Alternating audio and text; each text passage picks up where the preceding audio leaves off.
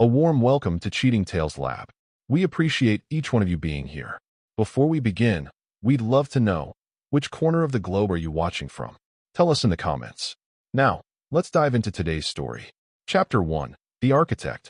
Arnold Fisher stood at the drafting table in his home office, meticulously reviewing the blueprints for what would be his final project before retirement. At 65, his hands weren't as steady as they once were, but his mind remained sharp as the pencils he kept in perfect alignment on his desk. The Westridge Commercial Complex would be his legacy, a crowning achievement after 40 years as one of the most respected architects in the industry. His firm, Fisher Designs, had grown from a one-man operation to employing over 50 people. Through recessions and building booms, Arnold had navigated the treacherous waters of the construction industry with a combination of talent, foresight, and ruthless determination that few knew lurked beneath his composed exterior. The doorbell rang, interrupting his concentration. Arnold glanced at his watch, 9:30 p.m., before making his way downstairs. Through the peephole, he recognized Bill Donahue, his attorney and one of the few people he genuinely trusted. "Bill," Arnold said, opening the door. "It's late for a house call." Bill's normally confident demeanor seemed subdued. "Can I come in? There's something we need to discuss." In the living room, Bill declined a drink and got straight to business. "I've been handling your affairs for 20 years, Arnold. In that time, I've never seen anything that made me question your judgment, until now." Arnold raised an eyebrow. "Go on. There's been unusual activity with your accounts. Large sums being transferred to offshore holdings I didn't set up. Your pension fund has been accessed." "That's impossible," Arnold said, his voice calm despite the simmering anger beneath. "I'm the only one with authorization." "Not anymore," Bill replied, sliding a folder across the coffee table. "2 months ago, your wife, Beverly, became a co-signer on nearly everything you own." Arnold stared at the documents, recognizing his signature, except he'd never signed them. "A perfect forgery." "There's more," Bill continued. "I received a call from Howard Layton at your firm. There's talk of buying you out at a fraction of your shares worth once you retire next week." Howard thought I already knew about it. Arnold sat back, pieces falling into place. His daughter Tiffany had been pressing him about retirement for months. His son Greg had suddenly become interested in the firm's finances. And Beverly, his wife of 41 years, had been distant, taking more trips to visit her sister than ever before. "Who else knows you're here?" Arnold asked. "No one. I came straight from the office when I found these discrepancies." Arnold nodded, his decision already made. "I need you to do exactly as I say, Bill. And tell no one." After Bill left, Arnold sat alone in his darkened living room. The betrayal cut deep, but not because of love that had faded years ago. No, what Arnold couldn't stomach was the disrespect, the assumption that he could be so easily outmaneuvered after decades of strategic thinking. His phone buzzed with a text from Beverly. "Don't forget your retirement dinner tomorrow night. Everyone will be there." Arnold allowed himself a cold smile. Yes, everyone would be there indeed. Chapter 2. The Family Business. The next morning, Arnold entered the offices of Fisher Designs with his usual methodical precision. Employees nodded respectfully as he passed, some offering early congratulations on his retirement. He acknowledged them with practiced cordiality while observing who seemed genuinely sad to see him go and who could barely contain their excitement. In the conference room, Arnold found his son Greg huddled with Howard Layton, the firm's financial officer. They separated awkwardly when he entered. "Dad," Greg exclaimed with forced enthusiasm. "Shouldn't you be at home relaxing? Tomorrow's the big day." At 34, Greg Fisher had his father's height, but none of his discipline. He'd joined the firm 10 years ago, more out of obligation than passion, and had never advanced beyond middle management despite the Fisher name. "Just tying up loose ends," Arnold replied. "Howard, I'd like those quarterly projections on my desk by noon." Howard paled. "Quarterly projections? But you're retiring. And until I do, this remains my company." Arnold's tone left no room for discussion. After Howard scurried away, Greg attempted damage control. "Dad, we've been talking about the transition. With you retiring, it might make sense to restructure some things." "I'm sure that's true," Arnold said noncommittally. "Where's your sister?" Greg checked his watch. "Tiffany had a breakfast meeting with the Westridge investors. She should be back soon." Unlike her brother, Tiffany Fisher had inherited Arnold's ambition and cunning. At 39, she'd risen to become the firm's head of business development. She was smart, driven, and, as Arnold had recently discovered, utterly disloyal. As if summoned by the thought, Tiffany strode into the room, impeccably dressed and radiating confidence. "Dad, I didn't expect to see you today." "Clearly," Arnold replied. "How was your meeting with Westridge?" A flicker of surprise crossed Tiffany's face. "Productive. They're excited about breaking ground next month." "Interesting. Because Roger Hammond called me this morning to confirm our lunch tomorrow. He seemed unaware of any breakfast meeting." Tiffany recovered quickly. "Not Roger. I met with Diane from their legal team about some contractual details." Arnold let the lie hang in the air, noting how Greg shifted uncomfortably while Tiffany maintained eye contact. "I see. Well, I look forward to hearing all about it at the dinner tonight." Before leaving, Arnold stopped by his office. From his safe, he removed a small flash drive and several documents, placing them in his briefcase. Then he accessed his computer, making a few crucial adjustments to files that would remain dormant until needed. On his way out, he passed Tiffany's assistant, Zoe, a bright young woman who'd always shown him respect. "Mr. Fisher," she called out, "I have those files you requested on the Westridge project, the original drafts and the revised versions." Arnold took the folder, recognizing an ally. "Thank you, Zoe. Your attention to detail is why you'll go far in this business." By the time Arnold arrived home, Beverly was in full preparation mode for the evening's festivities. At 63, she still maintained her figure and carefully colored her blonde hair to hide any gray. She moved around their expansive kitchen, directing the catering staff with practiced authority. "There you are," she said when she spotted him. "I've been calling you all morning." "I had matters to attend to at the office," Arnold replied, watching her closely. "Bill Donahue stopped by last night." Beverly's hands paused briefly before continuing to arrange flowers. "Oh, what did he want?" "Just some paperwork for the retirement." "Speaking of which, who all is coming tonight?" "Just family and close friends," Beverly said, not meeting his eyes. "Your partners from the firm, of course." "Oh, and I invited Roy Sullivan." Arnold kept his expression neutral at the mention of Roy, a real estate developer he'd worked with occasionally. "Roy Sullivan? I wasn't aware you two were close." "We're not," Beverly replied too quickly. "But he's been instrumental in the Westridge project, so I thought it appropriate." Arnold nodded, pieces continuing to fall into place. "Of course. Very thoughtful of you." He headed upstairs to shower and change, pausing in their bedroom to open Beverly's top drawer. Buried beneath her scarves was a burner phone. The text messages confirmed what he already suspected. Beverly and Roy Sullivan had been having an affair for at least a year. More damning were the messages discussing the plan and how they needed to secure the assets before Arnold's retirement. There were texts to both Greg and Tiffany, coordinating their efforts to push him out and claim everything he'd built. Arnold returned the phone exactly as he'd found it and went to prepare for his retirement dinner. His face revealed nothing of the cold fury building inside him. Chapter 3: The Retirement Dinner. The private dining room at the Lakeside Club glowed with warm lighting and the murmur of conversation. 40 guests mingled, drinking expensive champagne and exchanging stories about Arnold's career. In a corner, Roy Sullivan laughed too loudly with Howard Layton, both men casting occasional glances toward Arnold. Beverly flitted from group to group, the perfect hostess in her sleek black dress, making sure everyone's glass remained full. She'd barely spoken to Arnold since they'd arrived, but her nervous energy was palpable. Arnold moved through the crowd with measured steps, accepting congratulations with gracious nods. He noted who seemed genuinely pleased for him and who couldn't quite meet his eyes. The map of betrayal and loyalty became clearer with each interaction. When dinner was announced, he found himself at the head of the long table, with Beverly to his right and Tiffany to his left. Greg sat beside his mother, while Roy Sullivan had somehow secured a seat directly across from Beverly. As the first course was served, Arnold rose to his feet, tapping his glass for attention. The room quieted expectantly.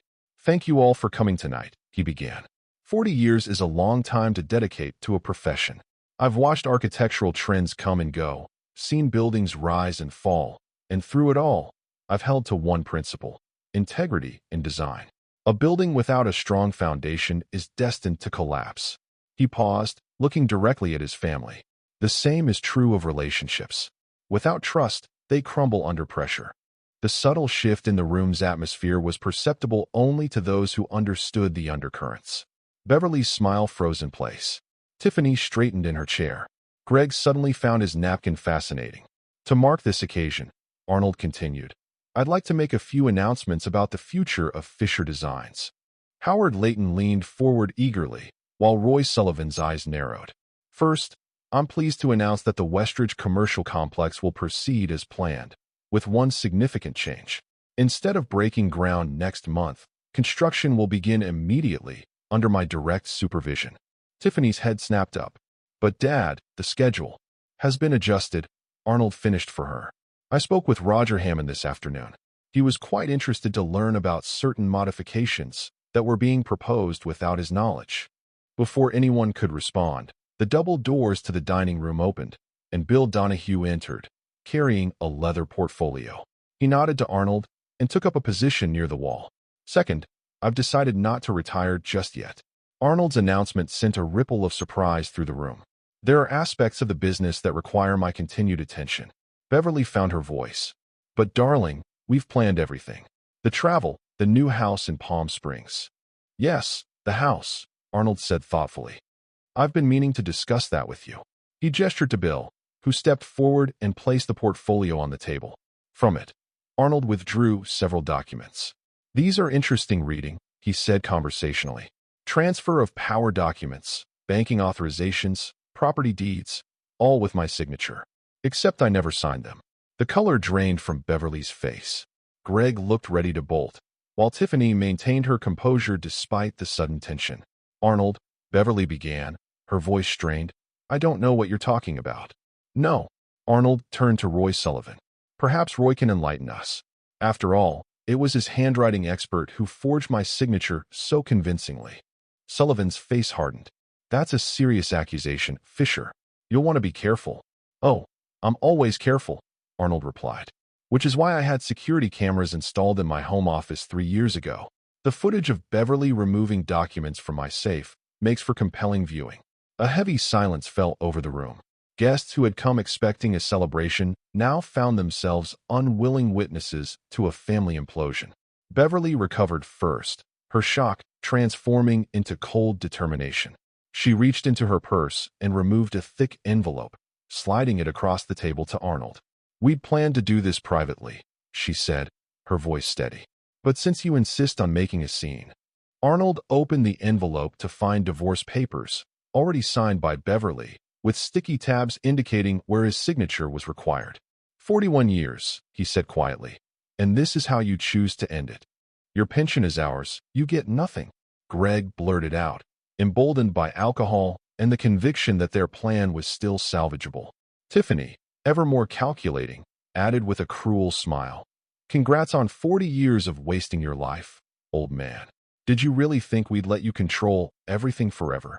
Arnold surveyed the faces of his family, his wife, his daughter, his son, and saw not a trace of remorse or affection. Only greed and the frustration of schemes disrupted. With deliberate movements, he removed a pen from his pocket and signed every sticky tab page in the divorce papers. Understood, he said, pushing the envelope back to Beverly. Then he stood, buttoned his suit jacket, and addressed the stunned room. Dinner is, I believe, concluded. Thank you all for coming. As he walked out, he heard Beverly hiss to Bill. Is he serious? He just signed everything away.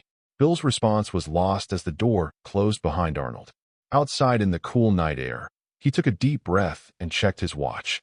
The first phase of his plan was complete. Now came the disappearance. Chapter 4, Going Dark. 3 days after walking out of his retirement dinner, Arnold Fisher had effectively vanished. He'd cleared out his office at Fisher Designs, taking only personal items and leaving no note. His cell phone went straight to voicemail. His email returned automated responses. His credit cards remained unused. Beverly Fisher paced the marble floor of their living room, phone pressed to her ear. Pick up. Damn it, she muttered as Tiffany's call went to voicemail for the 3rd time. She'd awakened that morning to find all the household accounts frozen. Her credit cards were declined when she tried to buy groceries. Even the utilities were scheduled to be shut off by the end of the week. The doorbell rang, and Beverly rushed to answer it, hoping for Arnold. Instead, she found 2 stern-faced individuals in suits. Mrs. Fisher?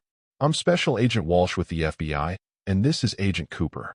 We need to ask you some questions about Fisher Designs and certain financial irregularities. Beverly's knees nearly buckled. There must be some mistake.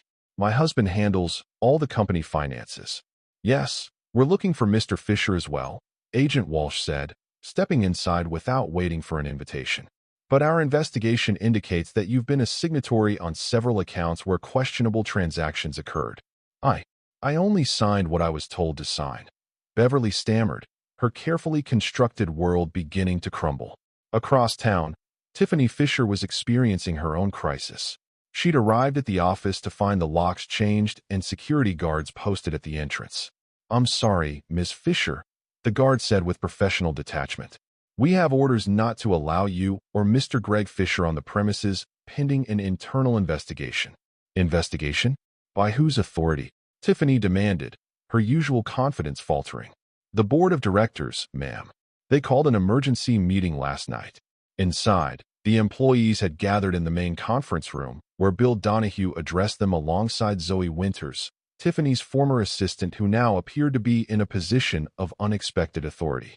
"As you've probably heard," Bill was saying, "Fisher Designs is undergoing some structural changes. Mr. Arnold Fisher has temporarily stepped back from day-to-day operations, but remains the majority shareholder. Until the current situation is resolved, Ms. Winters will be acting as interim operations manager." The employees murmured in confusion. Zoe, only 28 and previously just an assistant, looked both determined and slightly overwhelmed by her new role. "What about Tiffany and Greg Fisher?" someone asked. Bill cleared his throat. "They are currently on administrative leave pending an investigation into certain financial discrepancies." Outside the building, Tiffany's phone rang. It was Greg, his voice pitched high with panic. "Tiff, the bank just called. Our accounts are frozen. All of them. And there are 2 FBI agents at my apartment asking about offshore transfers." "Calm down," Tiffany ordered, though she felt anything but calm herself. "It's just Dad trying to scare us. He can't possibly have." "It's not just Dad," Greg interrupted. "They mentioned Roy Sullivan too. They have records of meetings, phone calls, everything." Tiffany's blood ran cold. She glanced at her watch, 11:30 a.m. By her count, that made 43 messages she'd left for her father since the retirement dinner. He hadn't responded to a single one. Meanwhile, in a modest hotel room 30 miles away, Arnold sat at a small desk, laptop open before him. On the screen, a series of surveillance feeds showed his home, the Fisher Designs offices, and Roy Sullivan's penthouse apartment. Arnold watched dispassionately as FBI agents questioned Beverly, as Tiffany was turned away from the office, as Greg paced his apartment in panic. He observed Roy Sullivan being escorted from his building in handcuffs, the developer's face a mask of fury and disbelief. A knock at the door interrupted his viewing. Arnold closed the laptop and admitted Bill Donahue, who carried a thick folder and looked exhausted. "It's done," Bill said without preamble. The board voted unanimously to suspend Tiffany and Greg pending investigation. The FBI has enough evidence on Sullivan to keep him busy for months, and the divorce papers have been officially filed. Arnold nodded, showing no emotion. "And the Westridge project?" "Proceeding as planned, under Zoe's supervision. She's young but capable." The investors were initially concerned, but once I showed them the original plans versus what Tiffany and Sullivan were proposing to substitute with cheaper materials, they understood the situation. "Good," Arnold said, turning to the window. "And Beverly?" Bill sighed, claiming complete ignorance, of course. "Says she was manipulated by Sullivan. The FBI isn't buying it, especially after finding the offshore account in her name. An account she created 6 months ago," Arnold noted. "Long before Sullivan convinced her to betray me." The lawyer studied his old friend. "Arnold, are you sure about this? It's not too late to step in, minimize the damage. They're still your family." Arnold's expression hardened. "They stopped being my family the moment they decided I was worth more to them dead than alive." "Dead?" Bill echoed, shocked. "Surely they weren't." "Phase 2 of their plan," Arnold interrupted. "After securing my assets, Beverly and Sullivan planned a convenient accident during our retirement travels. Tiffany found a doctor willing to testify that I was showing early signs of dementia, making my death while operating a boat or car more plausible." Bill sank into a chair. "How did you discover all this?" "I've been suspicious for months. Small inconsistencies, conversations that stopped when I entered a room. So I planted information, monitored their reactions, and installed surveillance. The retirement announcement was the final test. It accelerated their timeline and forced them to make mistakes. Arnold turned back to his laptop, opening a different file. Now we move to phase 2 of my plan. I need you to make some arrangements. Chapter 5, The Puppet Master. 1 week after his disappearance, Arnold Fisher sat in a rented cabin overlooking Lake Tahoe. The isolation suited him as he methodically dismantled the lives of those who had betrayed him. His phone rang. One of only 3 people had this number. Yes, Zoe. Mr. Fisher, the board approved the restructuring plan, Zoe Winters reported. With the evidence you provided about the financial mismanagement under Tiffany's guidance, they were eager to implement the new security protocols. And the Westridge contracts. Redrawn as you specified. The investors are actually relieved. The quality controls you've added increase long-term value even if they reduce immediate profit margins. Arnold nodded, pleased with his protégé's efficiency. He'd identified Zoe's potential early, cultivating her loyalty while keeping her at enough distance that his family never recognized her as a threat. There's something else, Zoe added. Roy Sullivan is offering to cooperate with authorities. He's claiming Beverly was the mastermind, that she approached him with the plan to forge your signature and seize control of your assets. Arnold permitted himself a thin smile. Predictable. And my children. Greg is cooperating too, pointing fingers at both Tiffany and Beverly. Tiffany, however, has hired separate counsel and is fighting every accusation. Of course she is, Arnold said. She's the only one with any backbone. After ending the call, Arnold opened his laptop to check on another aspect of his plan. The financial trap he'd set was working perfectly. By appearing to sign the divorce papers without contest, he'd lulled Beverly and her co-conspirators into a false sense of security. What they didn't know was that he'd already transferred the majority of his assets into new sheltered trusts, leaving only enough in the original accounts to bait his family into actions that could be traced and documented. Now, as they desperately tried to access money that wasn't there, they were creating an electronic trail of attempted fraud that strengthened his position by the hour. His phone rang again, Bill this time. The forensic accountants finished their preliminary review, the attorney reported. They've documented at least 30 instances where Tiffany or Beverly forged your signature on financial documents in the past year. The FBI is particularly interested in the offshore transfers. And the pension fund? That's the most damning part. There's evidence they plan to drain it completely and frame you for mismanagement, leaving the employees with nothing while they walked away with millions. Arnold's jaw tightened. The pension fund held retirement savings for every employee at Fisher Designs, some of whom had been with him for decades. That his own family would destroy those people's futures for their own gain hardened his resolve. Implement the contingency plan for the employees, he instructed. Transfer the backup funds to secure the pensions at 110% of their projected value. Already done, Bill confirmed. There's something else. Beverly has been trying to contact you through my office. She's claiming she was coerced, that Sullivan threatened her. No, Arnold said firmly. No contact. After hanging up, Arnold sat in silence, gazing at the lake.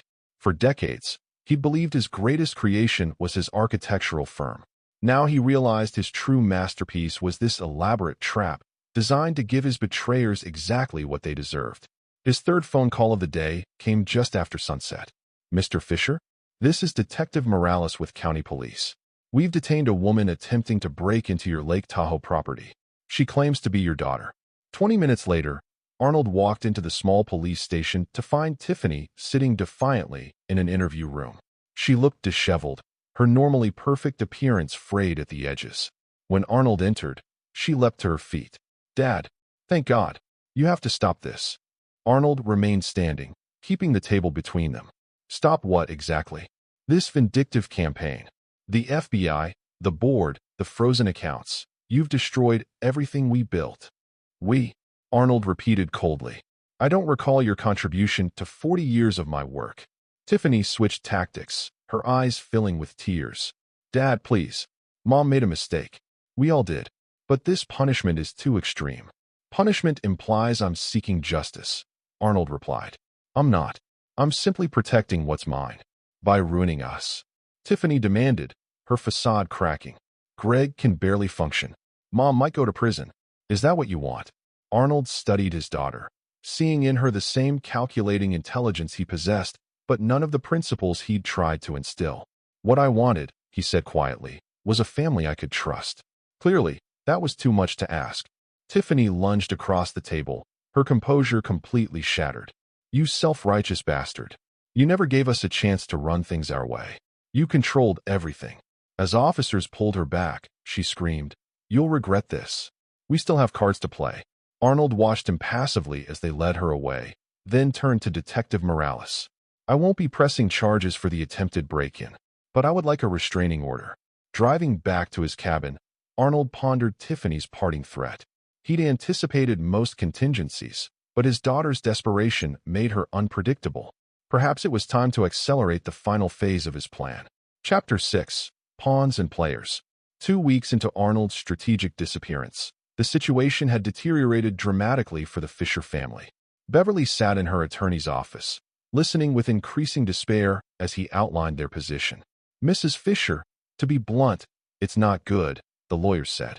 "The divorce proceedings are moving forward, and Mr. Fisher's documentation of your activities is extensive. The prenuptial agreement you signed 41 years ago is still valid, and the evidence of your attempts to circumvent it through forgery and fraud strengthen his case for receiving the maximum protection under its terms." "What about the house?" Beverly asked, her voice small. "Surely I'm entitled to half our primary residence." The attorney hesitated. "About that, it appears the residence was transferred to a corporate entity 5 years ago. You signed the papers yourself." "I never signed." Beverly stopped, the realization hitting her. He knew. He's known for years, hasn't he? It certainly appears Mr. Fisher has been several steps ahead throughout this process. After leaving the attorney's office, Beverly drove to Greg's apartment, finding her son in a state of near collapse. Empty liquor bottles littered the coffee table, and he hadn't shaved in days. "They fired me," he slurred when she entered. "Officially terminated this morning. No severance, no references." Beverly sank onto the couch beside him. "Your father is systematically destroying us. Did you really think he wouldn't?" Greg asked bitterly. "Dad never forgives anyone who crosses him. Remember Uncle Peter?" Beverly shuddered, recalling Arnold's brother who had once borrowed money from the firm without permission. Arnold had not only forced him to repay every penny, but had also ensured he never worked in construction again. Peter had eventually moved to Alaska, and Arnold had never spoken his name since. "We need to find him," Beverly said. "Convince him to stop this vendetta." Greg laughed humorlessly. "Good luck with that. Tiffany's already tried." She said he looked at her like she was a stranger. "Where is your sister?" "Who knows?" After her stunt at Lake Tahoe, she went dark, probably plotting some desperate move that will only make things worse. Beverly's phone rang, an unknown number. She answered cautiously. "Mrs. Fisher? This is Agent Walsh. We need you to come to our office immediately. New evidence has emerged in our investigation." After ending the call, Beverly stared at her son. "They found something else. This is never going to end, is it?" Greg shook his head slowly. "Not until Dad decides it's over." While Beverly and Greg grappled with their collapsing world, Tiffany Fisher was indeed plotting. In a cheap motel room, she met with a man whose expertise lay in areas outside the law. "I need you to find someone," she told him, sliding across a folder with Arnold's photograph and details. "He's gone to ground, but he's not as clever as he thinks." The man, who called himself Mercer, flipped through the information. "Ex-military." "No, an architect," Tiffany said impatiently. "But he's shrewd and careful." Mercer raised an eyebrow. "Going after your own father? That's cold even by my standards." "He left us no choice," Tiffany snapped. "He's systematically destroying everything we've worked for. And once I find him..." Tiffany hesitated only briefly. "I need leverage. Something that will force him to back off." "That's pretty vague, lady." "Just find him," Tiffany insisted. "I'll handle the rest." Meanwhile, in a secluded mountain property in Colorado, Arnold had relocated to continue orchestrating his counterattack. The cabin in Tahoe had served its purpose, allowing Tiffany to find him exactly when he wanted to be found. Now, as he reviewed security footage from his new surveillance system, he spotted an unfamiliar vehicle driving slowly past the property. Right on schedule, Arnold picked up his phone. "Bill, we have visitors earlier than expected. Implement Security Protocol 3. Within an hour, 3 unmarked vehicles containing private security personnel had established positions around the property.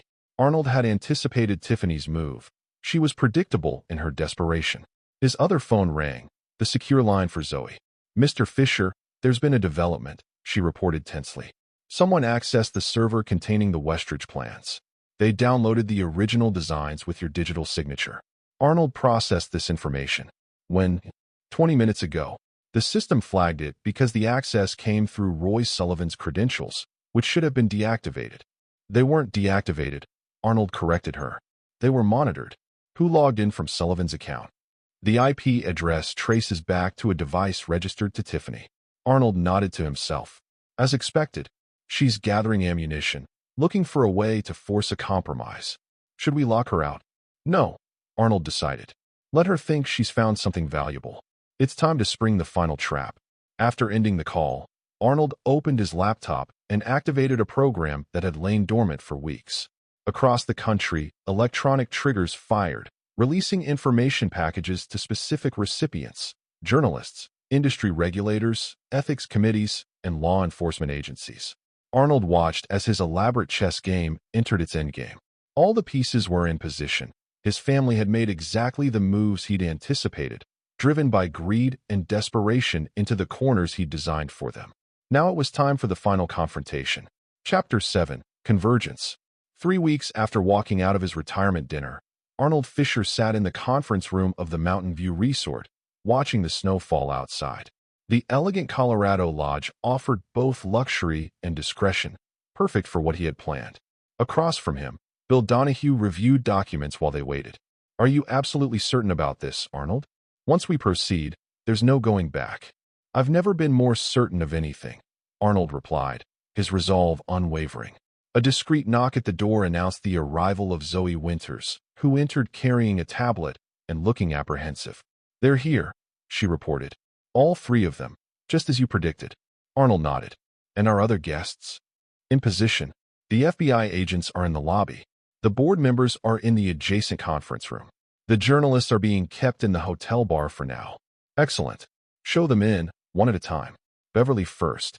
When Beverly Fisher entered the conference room, her confident stride faltered at the sight of her husband.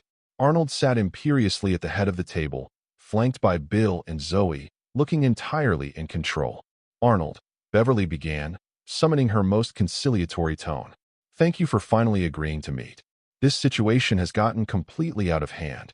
Arnold gestured to a chair. "Sit down, Beverly." She complied, smoothing her skirt nervously. "I want you to know that I never intended things to go this far. Roy Sullivan manipulated me." "Spare me," Arnold interrupted coldly. "I have recordings of you and Sullivan planning my accident after retirement. The dementia diagnosis you arranged. The offshore accounts you established long before Sullivan entered the picture." Beverly paled but rallied quickly. "Whatever you think you know, we can work this out privately. For the sake of our history together, our children. Our children are next on the agenda," Arnold said, checking his watch. "In fact, Greg should be arriving right about now." On cue, the door opened, and Greg stumbled in, looking haggard and unkempt. His eyes widened at the sight of his mother. "Dad, Mom, what's going on? I got a message saying you wanted to negotiate." "Sit down, Greg," Arnold directed. "We're just waiting for your sister to complete our family reunion." Greg took a seat, casting nervous glances between his parents. "Look, Dad, I know things got messed up, but I was just following Tiffany and Mom's lead. They said you were becoming erratic, that we needed to protect the company." "By stealing from it?" Arnold asked quietly. "By draining the pension fund that supports loyal employees who've worked for me for decades." Before Greg could respond, the door flew open, and Tiffany strode in, her face flushed with triumph. She slapped a folder onto the table. "I've got you now," she announced, glaring at her father. "Original Westridge plans with your signature, alongside modified versions that reduce costs by 40% while maintaining the same fee structure. Fraud, pure and simple." Arnold smiled thinly. "Is that what you think you found, Tiffany?" "Look again." Confused, Tiffany opened the folder and spread out the documents. Her confident expression wavered as she studied them more closely. These are from 5 years ago. A different project entirely." "Yes," Arnold confirmed. "The River Heights development. A project where I caught an ambitious young employee trying to substitute inferior materials and pocket the difference." An employee I fired and then blacklisted from the industry. Tiffany's face drained of color. You baited me. I did, Arnold acknowledged. Just as I've been baiting all of you for months. Every move you've made has been anticipated and countered. Every desperate attempt to save yourselves has only entangled you further in legal consequences. Beverly found her voice. Why? If you knew what we were planning, why not just confront us? Why this elaborate revenge? Because you needed to understand exactly who you were dealing with, Arnold replied, his voice dangerously soft. For years, you've taken my restraint for weakness, my focus on work as detachment. You mistook my trust in family as naivety. He stood, commanding the room with his presence. That ends today. I've arranged this meeting to offer each of you a choice. Arnold pressed a button on the conference phone. Zoe, please ask our additional guests to join us. The door opened again, admitting 2 FBI agents, 3 board members from Fisher Designs, and a distinguished-looking woman Arnold introduced as Judge Patricia Holbrook. What is this? Beverly demanded, panic edging into her voice. This, Arnold explained calmly, is your reckoning. Chapter 8, The Ultimatum. As the newcomers took seats around the expanded conference table, Arnold remained standing, now unquestionably in command of the room. Let me introduce everyone, he began. Agents Walsh and Cooper you already know. They've been building a case against all of you for fraud, forgery, and conspiracy. The board members are here to witness corporate decisions. And Judge Holbrook has kindly agreed to oversee the legal aspects of what I'm about to propose. He turned to Zoe. Please distribute the documents. Zoe handed each person a thick folder containing meticulously organized paperwork. Arnold waited as they skimmed the contents, watching comprehension and dismay spread across faces. These agreements represent your options, Arnold explained. Option 1. You sign, admitting your guilt and accepting my terms.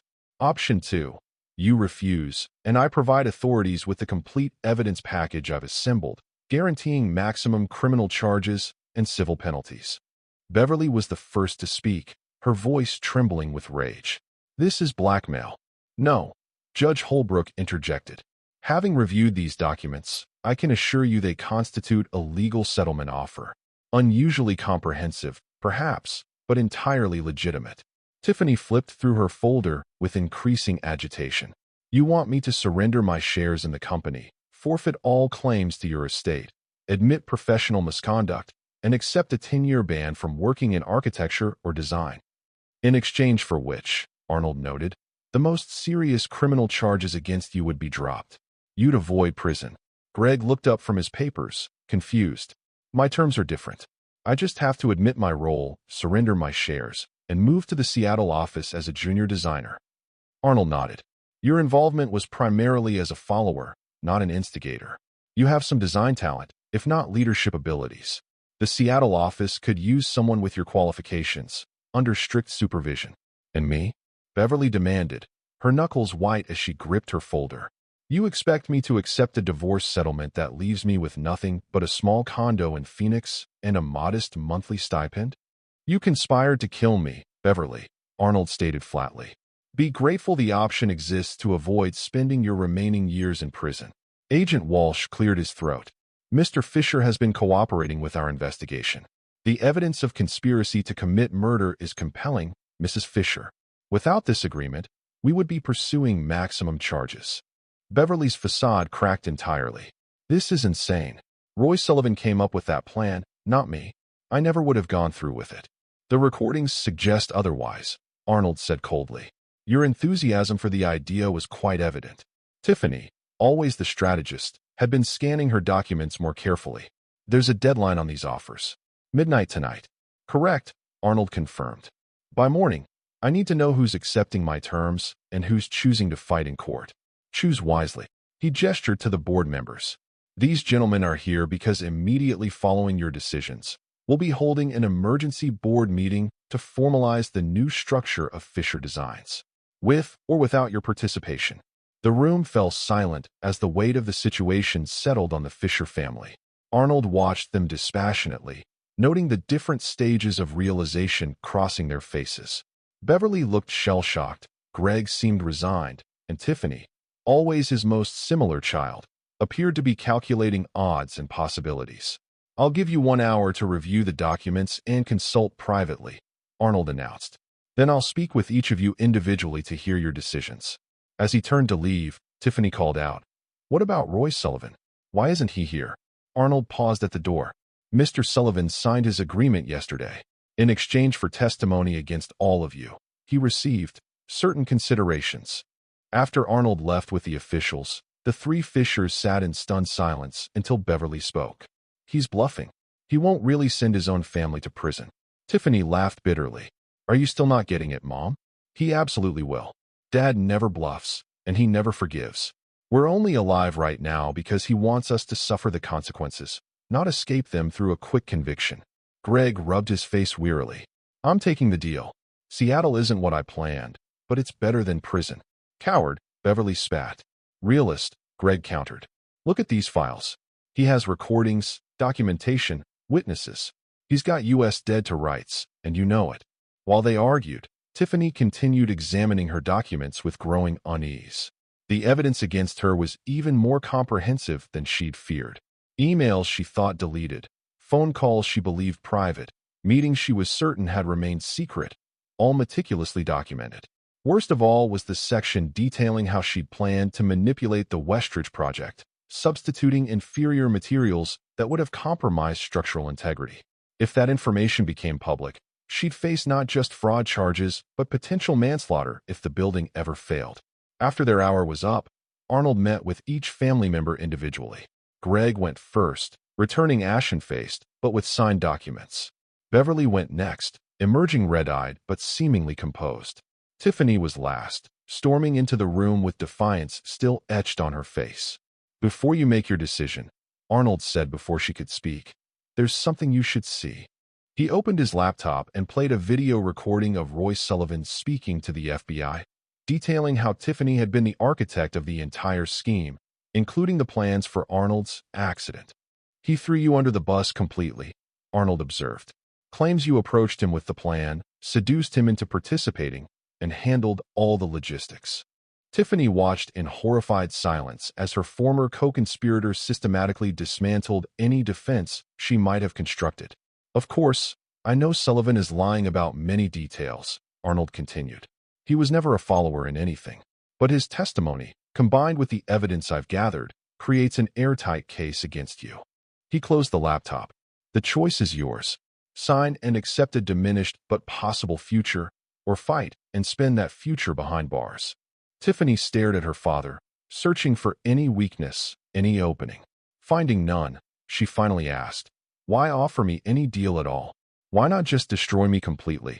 Arnold's expression remained impassive. "Because unlike you, I take no pleasure in destruction for its own sake. I build things, Tiffany. That's always been the difference between us." After a long moment, Tiffany picked up the pen and signed. Chapter 9. New Foundations. 1 month after the confrontation in Colorado, Arnold Fisher stood at the construction site of the Westridge Commercial Complex, watching as concrete was poured for the foundation.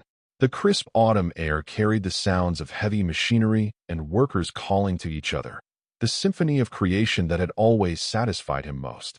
Beside him, Zoe Winters reviewed specifications on her tablet. At 30, she now carried the title of Executive Vice President at Fisher Designs, her rapid rise justified by both talent and unwavering loyalty. "The modified support columns are being installed today," she reported. "The engineers say your design improvements will make this the most earthquake-resistant structure in the region." Arnold nodded, surveying the busy site. "A building is only as strong as its foundation, Zoe. Cut corners there, and everything above is compromised." The irony of the metaphor wasn't lost on either of them. "Have you heard from any of them?" Zoe asked carefully. Arnold's expression remained neutral. "Greg checked in with his supervisor in Seattle last week. Apparently, he's showing up on time and following direction. Beverly has moved into the Phoenix condo and filed a petition to renegotiate her stipend, which was denied. And Tiffany."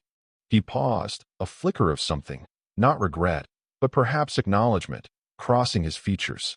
"Tiffany has left the country. Bill's contacts report she's in Dubai, attempting to rebuild some semblance of a career outside the reach of her professional ban in the States." Zoe hesitated before asking her next question. "Do you ever think about what might have happened if you hadn't discovered their plan?" Arnold turned to study the blueprints spread on a nearby table. I've never been one for pointless speculation. What happened, happened. What matters now is what we build next. As they walked the perimeter of the massive construction site, Arnold's phone rang. It was Bill Donahue. The board approved the new succession plan, the attorney reported.